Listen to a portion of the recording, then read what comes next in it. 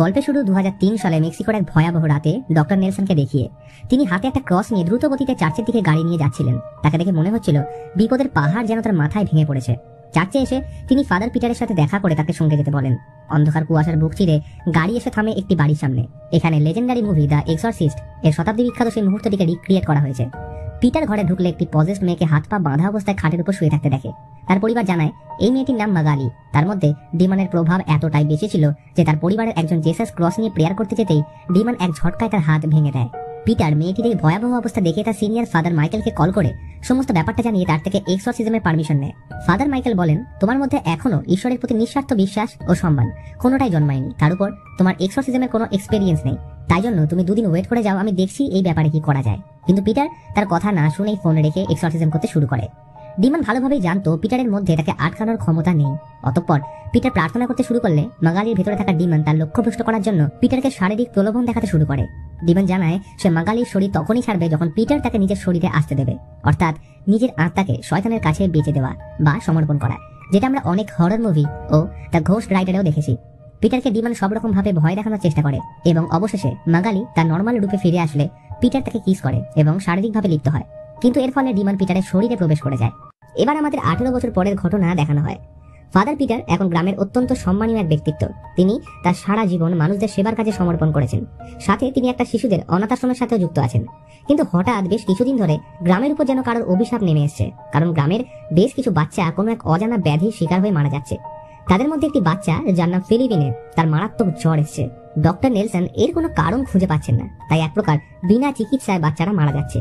তার উপর হসপিটালে ওষুধ ও খাবার দুটোই কম থাকায় ভুগতে হচ্ছে রোগীদের। সমস্ত ঘটনা দেখে পিটারের মনে হয় এইগুলো সব তার পাপের ফল, যেটা 18 বছর আগে সে করেছিল। তাই জন্য তার উচিত বিশপের কাছে ক্ষমা চাওয়া। কিন্তু এটা শুনে নেলসন বলে, যা হয়েছে সবটাই কাকতালীয় এবং পজেশনের ঘটনায় বশবর্তী হয়ে করা একটি কাজ। এটা নিয়ে সারা জীবন আক্ষেপ করার মতন কিছু নেই। কিন্তু পিটার বলে, তুমি যাই বলো, এতে আমার পাপ কোনোদিন কমবে না। অতঃপর পিটার বিশপের সাথে দেখা করে মাগালির রেকর্ডেড এক্সরসিজমের ক্যাসেট তাকে দেন, যার মধ্যে মাগালির সাথে ঘটে যাওয়া শুরু থেকে শেষ অবধি প্রতিটা ঘটনা এবং পিটারের কৃতকর্ম সবটাই ছিল। এই ক্যাসেটের বদলে বিশপ হসপিটালের জন্য পরিমাণ মতন ওষুধ ও খাবার সাপ্লাই টাকা দিয়ে ক্যাসেটটা নিজের কাছেই লুকিয়ে রাখেন। তো এবার পরিমাণ মতন অর্থ পাওয়ার পর পিটার বাচ্চাদের জন্য ওষুধ ও খাবারের বন্দোবস্ত করে দেয়। কিন্তু সেই রাতের পাপের বোঝা পিটার এখনো বয়ে বেড়াচ্ছে। যতই গ্রামের মানুষ তাকে সাধু বলে ভাবে না কেন, নিজের বিবেকের কাছে সে প্রতিনিয়ত পাপে জর্জরিত হচ্ছে। রাতে প্রেয়ার করার সময় পিটার কিছু আওয়াজ শুনতে পেলে খেয়াল করে চার্চে রাখা জেসাসের মূর্তিটা উধাও হয়ে গেছে আর মাটিতে পড়ে আছে রক্ত। তিনি রক্তের ফোঁটা অনুসরণ করে কিছুটা এগোলে দেখেন ঘরের অন্ধকার দেওয়ালের কোণে একটা লোক দাঁড়িয়ে কাঁদছে। পিটার তার দিকে লক্ষ্য করে কিছুটা এগোলে হঠাৎ লোকটি ফিরে তাকালে পিটার চমকে ওঠে, কারণ এটা কোনো সাধারণ লোক নয়, বরং এভিল জেসাস। এটা দেখা মাত্রই সে ভীষণ ভয় পেয়ে চমকে উঠলে আমরা দেখি পিটারের ঘুম ভাঙতে, অর্থাৎ সে দুঃস্বপ্ন দেখছিল। সেই রাতেই আমাদের একটি জেলের ঘটনা দেখানো হয়, যেখানে একটি লোক জেলে বন্দি এক মেয়ের জন্য খাবার নিয়ে আসলে মেয়েটি লোকটির আঙুল ছিঁড়ে খেয়ে ফেলে। মেয়েটা চিৎকার করে একটাই কথা বলছিল, আমি ফাদার পিটারের সাথে দেখা করতে চাই। এবার জেলের কর্মকর্তা পিটারকে ফোন করে সমস্ত ঘটনা জানালে তিনি নেলসন সহ জেলে এসে মেয়েটির সাথে দেখা করে। মেয়েটি খুনের দায় জেল খাটছে, কারণ সে নাকি একটা লোককে গলায় দড়ি দিয়ে ঝুলিয়ে দিয়েছিল। কিন্তু পরে জানতে পারা যায় লোকটির ঘাড় আগেই ভেঙে মৃত্যু হয়েছিল। জেলের কর্মকর্তা জানান মেয়েটির নাম এসপেরেঞ্জা, এবং অবাক করার মতন বিষয় হলো সে বিগত 2 সপ্তাহ ধরে খাবার খাচ্ছে না। পিটার তাকে দেখলে জানায় মেয়েটির মধ্যে 4 জন আত্মার ভর রয়েছে। এসপেরেঞ্জা হেসে বলে, পিটার, তুমি আমায় চেনো, তোমার সাথে আমার আগেও দেখা হয়েছে, কি তাই না? আসলে এটা সেই ডিমন যেটা আমরা মুভির শুরুতে দেখেছি। এসপেরেঞ্জা তাকে মাগালির এক্সরসিজমের কথা মনে করিয়ে দিলে পিটার মাথা নিচু করে বেরিয়ে যায়। বাইরে এসে পিটার জেলের কর্মকর্তাকে জানায়, আমি এই এক্সরসিজম করতে পারবো না, কারণ আমি দ্বিতীয়বার ওই একই ভুল করবো না। আর তখনই এসপেরেঞ্জার মা সেখানে আসলে এই মুভির প্রথম টুইস্ট রিভিল হয়, কারণ তার মা আর কেউ নয়, স্বয়ং মাগালি। আসলে ডিমন পিটারের ভেতরে যাওয়ার পর সে মাগালিকে প্রেগনেন্ট করে দেয়, যার ফলে জন্ম নেয় এসপেরেঞ্জা। ডিমন পিটারের ভেতরে আসার কারণে মাগালি ভালো হয়ে যায়, আর সেখানে ঘটে যাওয়া সমস্ত ঘটনার ব্যাপারে পিটার সকলের সামনে চেপে যায় এবং পরবর্তী সময় ডিমন পিটারকে ছেড়ে ওই বাচ্চার ভ্রূণে নিজেকে লুকিয়ে ফেলে। এখানে আমরা জানতে পারি পিটার মাগালিকে ভালোবাসত। সমস্ত ঘটনা জানার পর পিটারের আক্ষেপ আরো বেড়ে যায়, কারণ তার দোষের ভাগিদার হয়েছে এসপেরেঞ্জা। যত সময় যেতে থাকে হসপিটালে অ্যাডমিট বাচ্চাদের অবস্থা খারাপ হতে থাকে এবং একদিন ফিলিপিনের মৃত্যু হয়। পিটার বুঝতে পারে বাচ্চাদের এইরূপ অবস্থার কারণ ওই ডিমন। তিনি সিদ্ধান্ত নেন এসপেরেঞ্জার উপর এক্সরসিজম করার। বিশপের থেকে এই ব্যাপারে পারমিশন নিলে তিনি এটা সম্মতি প্রদান করে। সেদিনের ঘটনার পর থেকে প্রতি রাতে পিটারকে দুঃস্বপ্নে এভিল জেসাস এসে ভয় দেখাতো। পিটার চাইলেও কিছু করতে পারত না। পরের দিন পিটার এক্সরসিজম করার জন্য ফাদার মাইকেলকে ডেকে পাঠান। তাদের কথাবার্তার মাধ্যমে আমরা জানতে পারি এই ডিমনের নাম ব্যালবান। মাইকেলের সাথে এর আগেও তার মুখোমুখি হয়েছে, তাই জন্য পিটার তাকে ডেকে পাঠিয়েছে। মাইকেল জানায় আজ থেকে 2000 বছর পূর্বে ব্যালবান ডিমন যীশু খ্রিস্টকে পজেস করতে চেয়েছিল, কিন্তু সে সফল হয়নি। এই কারণেই পিটার স্বপ্নে বারবার এবেল জিসাসকে দেখতে পেত। মাইকেল জানায় পিটার যদি এই ডিমনকে হারাতে চায় তাহলে তার আত্মাকে সম্পূর্ণভাবে পবিত্র করে সমস্ত পাপ কনফেস করতে হবে। সেই রাতে সিস্টার যখন প্রে করছিল তখনই হঠাৎ খেয়াল করে সামনে থেকে মাদার মেরির মূর্তিটা উধাও আর মেঝেতে রক্তের ফোঁটা পড়ে আছে। সিস্টার রক্তের পথ অনুসরণ করে গেলে সামনের মেঝেতে একটা সাদা কাপড় পড়ে থাকতে দেখে, যার মধ্যে একটা মৃত বাচ্চা রাখা ছিল। এটা দেখে পিছন ফিরতেই সিস্টার এভিল মাদার মেরিকে দেখতে পায় আর তৎক্ষণাৎ সিস্টারকে তিনি অন্ধকারে টেনে নিয়ে যায়। অন্য রুমে বাচ্চারা কিছু অদ্ভুত আওয়াজ শুনতে পেলে ভয় দরজা বন্ধ করে দেয়, কিন্তু দরজার অপর প্রান্ত থেকে কেউ একজন ভয়ঙ্কর গলায় বলে ওঠে, এখন খেলার সময়। আর দরজা হঠাৎ খুলে গেলে ঘরে প্রবেশ করে পজেসড সিস্টার। সে বাচ্চাদের উপর অ্যাটাক করলে মাগালি এসে সিস্টারকে এই কাজ করতে বাধা দিলে সিস্টার থেকে আঘাত করে। তখনই পিটার আর মাইকেল ঘটনাস্থলে এসে সিস্টারের মাথায় জেসাস ক্রস ঠেকিয়ে তাকে শান্ত করার চেষ্টা করে, কিন্তু ততক্ষণে যেটা হওয়া সেটা হয়ে যায়, কারণ সমস্ত বাচ্চারা অলরেডি এফেক্টেড হয়ে গেছিল। অতঃপর পিটার এবং মাইকেল এসপেরেঞ্জার সাথে দেখা করতে যায়। মাইকেল ডিমনকে উদ্দেশ্য করে বলে, তুমি ঈশ্বরের কাছে তুচ্ছ নরকের কীট, তোমার কোনো ক্ষমতা নেই। ডিমন সব শুনে তার ক্ষমতা মাইকেলের উপর প্রয়োগ করলে তার দম বন্ধ হতে শুরু করে আর পরক্ষণেই মাইকেলের উপর অ্যাটাক করে তার একটা কান ছিঁড়ে নেয়। ঘটনা আয়ত্তের বাইরে যেতে দেখলে পিটার প্রার্থনা করতে শুরু করে, কিন্তু তার কোনো প্রভাব কার্যকরী হচ্ছিল না। ততক্ষণে জেলেবন্দি প্রত্যেকটি মেয়ে পজেস্ট হতে শুরু করে। তাদের মধ্যে একজন নিজের মাথা দেওয়ালে ঠুকে মারা যায়। অন্যদিকে এসপেরেঞ্জাকে ডক্টর ইনজেকশন দিলে সে অজ্ঞান হয়ে পড়লে সব শান্ত হয়ে যায়। ঘটনা কোনো রকমে আয়ত্তে আনলেও তারা ভালোভাবেই বুঝতে পারছিল তাদের বালবানের সাথে মুখোমুখি হতেই হবে।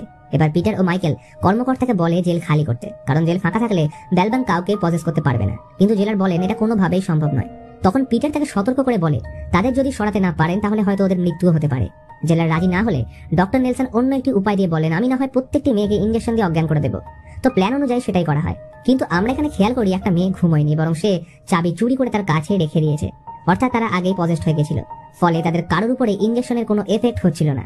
এবার মাইকেল পিটারকে এক্সরসিজম পারফর্ম করতে বলে সতর্ক করে, যাতে সে আগেরবারের মতন ব্যালবানের প্রলোভনের শিকার না হয়। এছাড়া নিজের মনকে সম্পূর্ণরূপে পবিত্র করে ঈশ্বরের প্রতি অগাধ বিশ্বাস আনতে বলে, যেন ব্যালবানের সামনে সে যদি একাও দাঁড়ায় তখন যেন সে নিজেকে ভগবানের প্রতিরূপ বলে মনে করে। এবার দুজন নিজেদের প্রস্তুত করে এসপেরেঞ্জা রুমের দিকে যেতে গেলে পুরো জেলের কারেন্ট অফ হয়ে দরজা বন্ধ হয়ে যায়। অন্যদিকে নেলসনের সাথে যে গার্ড ছিল তাকে কিছুক্ষণ পর নেলসন মৃত অবস্থায় দেখতে পায়। সে লক্ষ্য করে অপর প্রান্তে একটা মেয়ে দাঁড়িয়ে কাঁদছে, আর তখনই জেলের প্রতিটা দরজা খুলে যায়। নেলসন দেখে মেয়েটি নিজেই নিজের হাত আঁচড়াচ্ছে, আর তখনই এসপেরেঞ্জা এসে নেলসনের উপর অ্যাটাক করে। এদিকে পিটার নেলসনকে খুঁজতে এলে তাকে মৃত অবস্থায় উদ্ধার করে।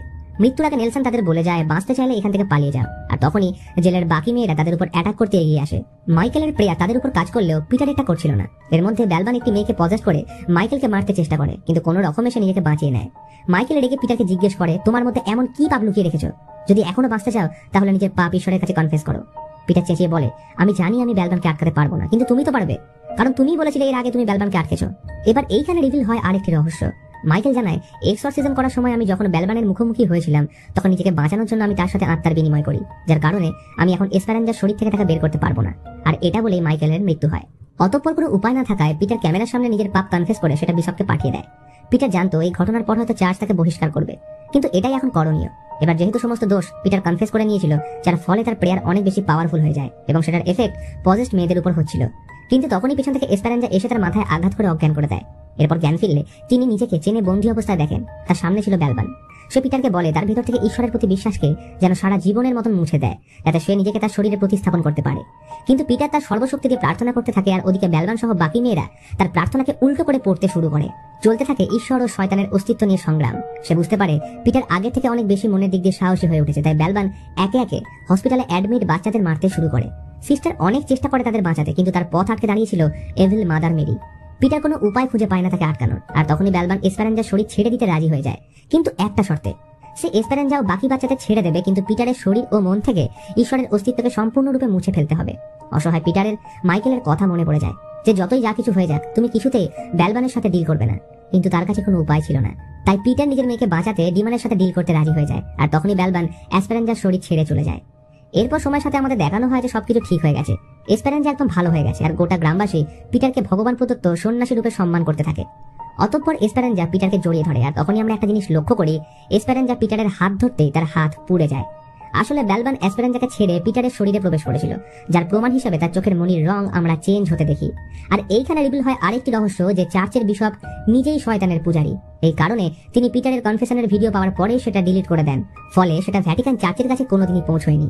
কিন্তু সেই যে কথায় আছে ঈশ্বর সর্বত্র ও সর্বদা আছেন, তার ব্যতীত আমাদের কোনো অস্তিত্ব নেই, এই কথার প্রমাণ হিসেবে আমরা দেখি ব্যালবান এসপেরেঞ্জার শরীর ছাড়ার পর ঈশ্বরের এক ফারিস্তা এসপেরাঞ্জার শরীরে প্রবেশ করে, যার কারণে আমরা তার মনির কালার চেঞ্জ হতে দেখি। অর্থাৎ এই পৃথিবীতে যদি শয়তানের আবির্ভাব ঘটে তাহলে ঈশ্বরের দূত অর্থাৎ ফারিস্তা নিশ্চয়ই আসবে। এবং আমরা পিটারকে দেখি ভ্যাটিকান চার্চের ভিতর প্রবেশ করতে, এবং আগের থেকে তার পদোন্নতিও হয়েছিল বিশপের কারণে। এবং এই ঘটনার সাথেই মুভি এখানেই শেষ হয়।